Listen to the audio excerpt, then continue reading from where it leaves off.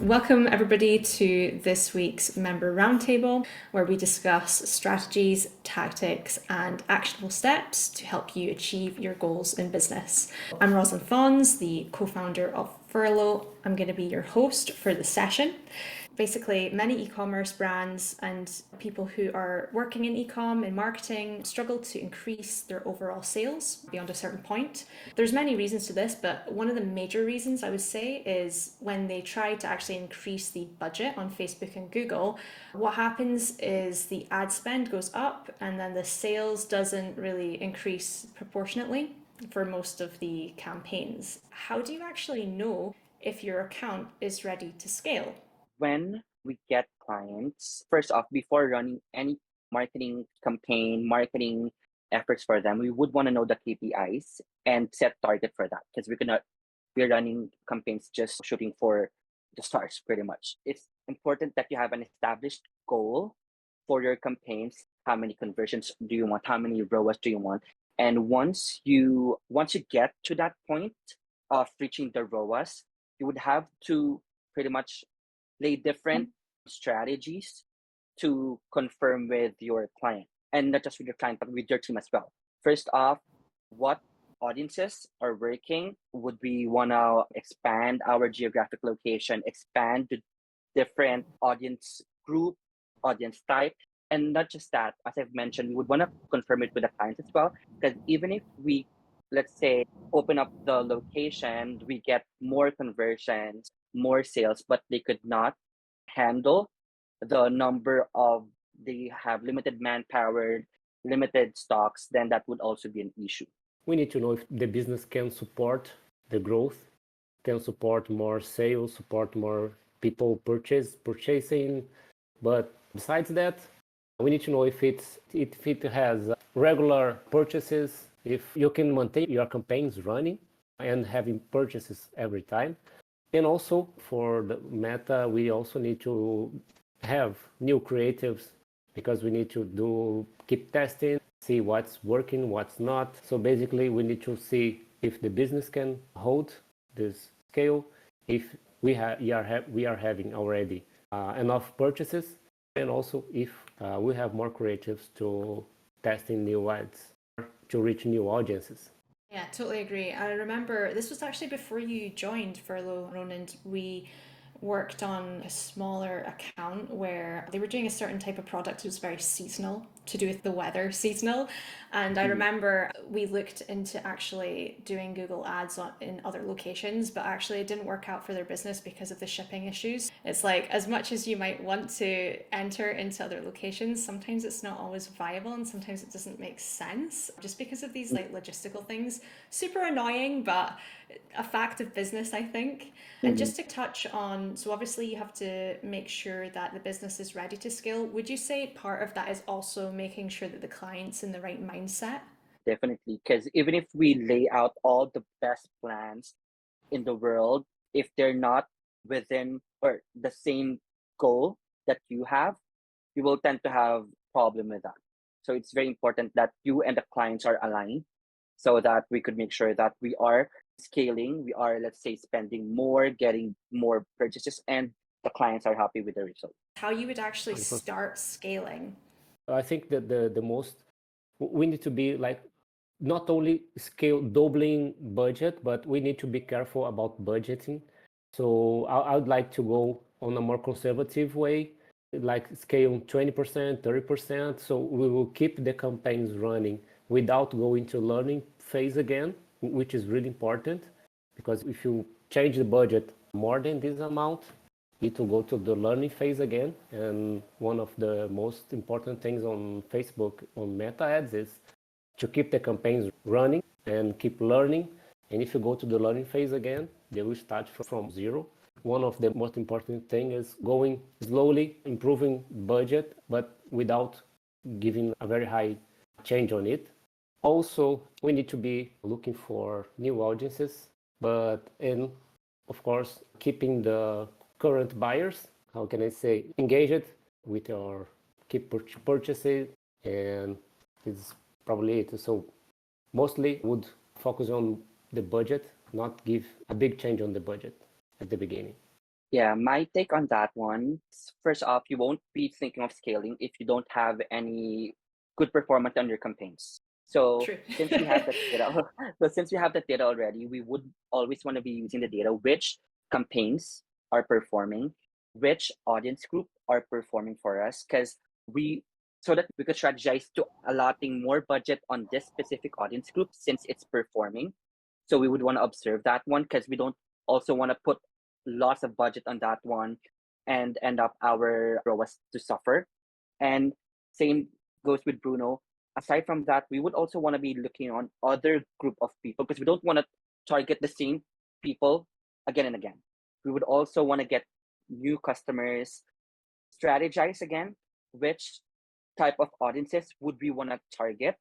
Would it be similar audiences? Would it be competitors' audiences? Would it be affinity audiences, in market audiences, or focus on remarketing audiences? So those are strategies that you would want to look into. And again, you would be able to make the best decision if you are looking on data. So it's not like a one size fits all then when it comes to starting off. I would love to hear. I know you're actually working on with one of our clients doing the more like competitor strategy where you're looking at different competitors. Can you go into a bit about how that works? So right now that's actually for Viva, right? But we have decided to target those people that are looking for competitors' brands, especially that we have established that our creatives are better compared to them. Because especially, and also this one thing that we've noticed for e-commerce right now, especially on Google, PMax is performing very well because of the creatives. Because e-commerce customers tend to have higher conversion rate on images rather than plain text. Because we have launched lots of standard search campaigns, regular search or regular text ad, and they are not converting that well compared to campaigns with images, right? So we target them since we have leverage on images, and that has been performing very well for us right now. And actually, I've also used that one for Peachy because we have also noticed that on one of our PMAX campaigns, which is our like major source of conversions, we are also appearing on people searching for, or we are also getting conversions from people basically on searching for other brands. For meta ads, imagine you want to maintain ROAS. Is there a rule of thumb for what ROAS overhead you need to consider scaling? I believe there's not such a rule, but what I consider is you can try to get the most of the ROAS, and to do that, you need to keep optimize your campaigns, optimizing especially creatives, because you need to have effective creatives, and especially if you know which creatives are working, it's important for you before scaling. Answering your question, I would go first to optimize, give the best ROAS on the budget you have already before changing on scaling. If you see there are room to improvement, and then you can scale on budget. Can you guys like explain if and how you're using lookalike audiences to scale? On Google Ads, there's a bit of change on the system.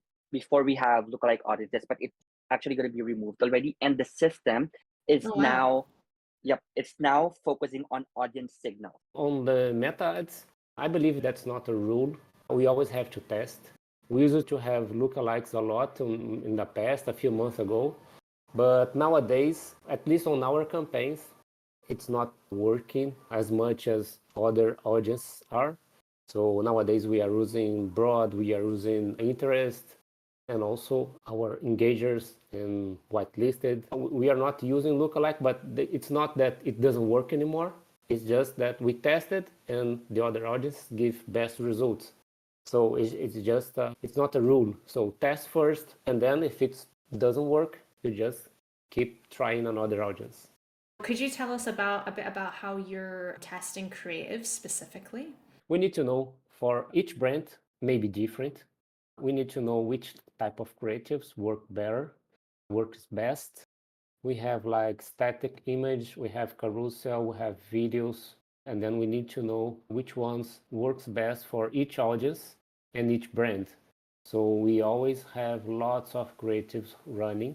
Maybe every week we need to be adding new ones and pausing the ones that are not working. So that's part of the optimizing process. Having creatives is one of the most important part on meta ads. How long would you say it takes to get the results from one of the tests on the creative side? We have some metrics to keep in mind, but we need to leave it running at least for 3 days, 3 to 4 days, because the tool also learns from the process, from who are the people who are clicking, who are not, and then we need to have at least 3 to 4 days. And we have lots of metrics to consider. One of them, maybe one of the most important, is the CTR, which is the click-through rate. So the highest click-through rate, which means the ad shown to people, and then how many people clicked on that ad based on how many people seen it. This is one of the metrics we look, but also we keep following the funnel. People went to the website, go to the product page, they then add to cart, then you say checkout, and see, even for each creative, we see the ones who got most ROAS, not only up to the CTR. We keep following, even though on the website, which creatives bring more purchases, and not only on the meta ads. In marketing, you have the performance side, ads for the sale of this session, and the brand side. How does a performance person make sure that they're not making harm to the brand? I was trying to say this, also this thing of going viral. It's not only on this matter, because it can show to different people who are not interested on what you do, what you sell, what you're offering. It's the same as giveaways.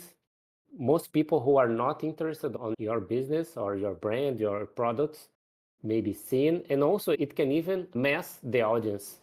So if you have like the engagers, last engagers from 7 days, past 7 days, if you have people from outside, it can mess the audience you have. From an omni-channel marketing strategy, if the messaging on email is way different compared to ads, then there's definitely like an issue there. And so just even if you're like an ad specialist or like you've got somebody in your team who's working on a completely different thing, it's always good to just collaborate and just confirm certain messaging. Just when it comes to this strategy, just don't have it like completely siloed. There is ways that you can stop going over a certain budget. Is that right? There's some sort of automation that you can do.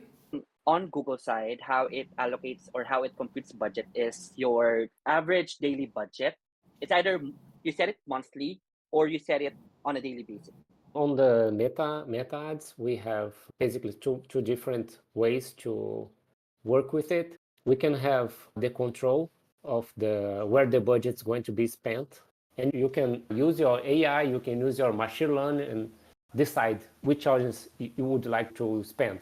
When we are scaling and we are trying to test new audiences, we can bring the control to us and say, oh, Facebook, I want you to spend this amount on this audience. What are some major red flags that if you see this on your account, you know that something's gone wrong? On my end, I guess if we have lots of spend or if the system is spending the budget increase that you had, but it's not turning into better number of sales. So That's a major red flag on my end. There are actually different factors that I'm going to be looking at. And one of that would be attribution. Because, for example, that campaign may not be working, may not be converting, but it's attributing or it's assisting other campaigns to convert. Google has different attribution model that it's using, but mainly attributions are given to the ones that pretty much end up as a main conversion for them. But other campaigns would be given assist. attribution, I think, is really important on every channel. I think that the most important thing is it's not only scaling budget, but keeping the result, keep the ROAS, because basically when you add more budget, the costs went higher.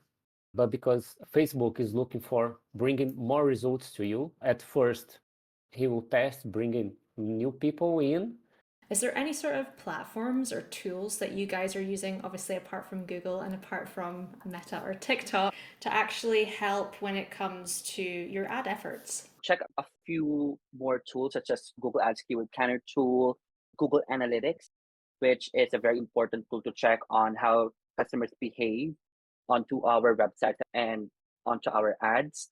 Some other tools, SEMrush, I used to use that one before. Google Trends, I'm using that one sometimes as well.